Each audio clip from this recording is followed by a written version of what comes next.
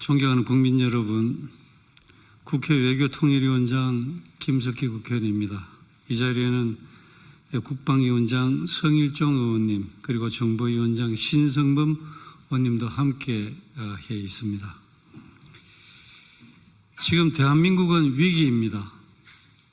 민주당 정부가 입법 행정을 장악하고 사법부 장악까지 노리고 있는 상황에서 이재명 재판 중지법, 이재명 면소법, 대법관 정원법 등이 국회 법사위 통과를 기다리고 있습니다.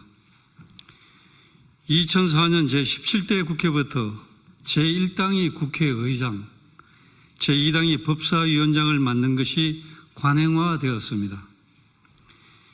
이는 국회에서 대화와 타협, 협치라는 민주주의 가치를 지키기 위한 최소한의 장치이기도 합니다.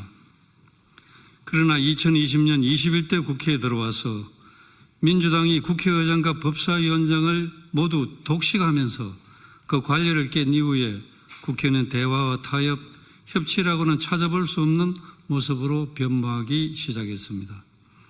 실제로 민주당이 국회의장과 법사위원장을 모두 장악하고 있는 동안 공수처법, 검수완박법, 임대차 3법 등 통과되지 말았어야 할 악법들이 제지 없이 국회를 통과했습니다. 그리고 그 피해는 고스란히 국민에게 전가되었습니다.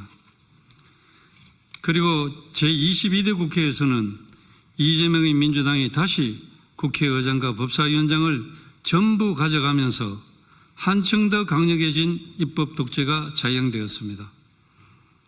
정청래 법사위는 민주당의 거수기 역할을 자임하며 이재명 방탄법을 비롯한 각종 악법들을 통과시키는데 선봉에 섰으며 입법권을 남용하여 무분별한 포퓰리즘 악법들을 마구잡이로 통과시키고 대통령이 계속해서 거부권이라는 헌법적 수단을 사용할 수밖에 없게끔 유도했으면 물론 29건의 탄핵안 발의를 남발하여 국정 발목 잡기를 넘어 국정 마비를 유발하고 결국 정치를 파탄으로 이끌었습니다. 이제 그 이재명이 대통령이 되었습니다. 이로써 법사위를 관장하는 법사위원장, 본회의를 운영하는 국회의장, 그리고 행정부의 대통령을 모두 민주당이 장악하였습니다. 또한 이재명 방탄법, 대법관 확대법 등 입법을 무기로 한 전형을 일삼는 민주당 앞에 법치주의의 최후의 보루가 되어야 할 판사들조차 스스로 이재명 사건 재판 진행을 포기했습니다. 사법부마저 무너지며 대한민국의 상권 분립 체계가 붕괴되어 버린 것입니다. 민주당의 법사위는 행정부를 견제하기는커녕 앞으로도 이재명 정부의 거수기 역할을 할 것이 분명합니다. 그럼에도 민주당은 자신들 몫이라며 새로운 법사위원장을 선출하기 위해 곧 본회의를 개의하려는 시도를 하고 있습니다. 야당과 상의도 없는 일방적인 본회의 개의와 독단적인 국회 운영 등 더 철저한 입법 독재가 시작된 것입니다. 민주주의의 기본 원칙인 상호 견제를 위해 법사위만은 야당인 국민의힘이 가져와야 합니다. 이에 저희는 민주당이 법사위원장직을 국민의힘에 넘겨주고 원구성을 다시 할 것을 강력히 요구합니다.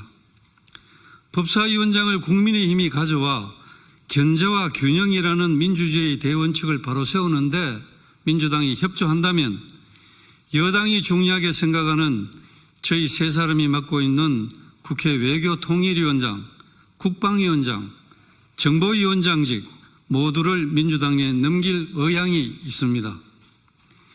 이재명 대통령은 당선 이후 줄곧 포용과 협치, 대화와 타협을 얘기했습니다. 김병기 민주당 원내대표도 협치를 얘기했습니다.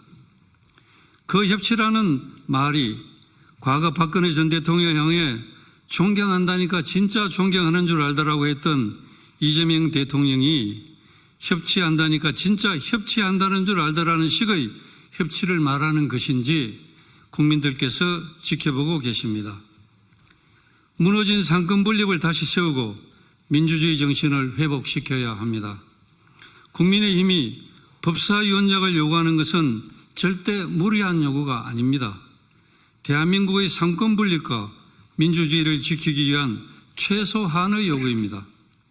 대한민국의 국회는 민주당만의 국회가 아니므로 민주당은 법제사법위원장직을 국민의힘에 넘기고 민의의 전당인 국회를 분열과 갈등에서 대화와 타협의 장으로 속히 다시 돌려놓으십시오. 국민의 요구에 대한 민주당의 답을 기다리겠습니다. 감사합니다.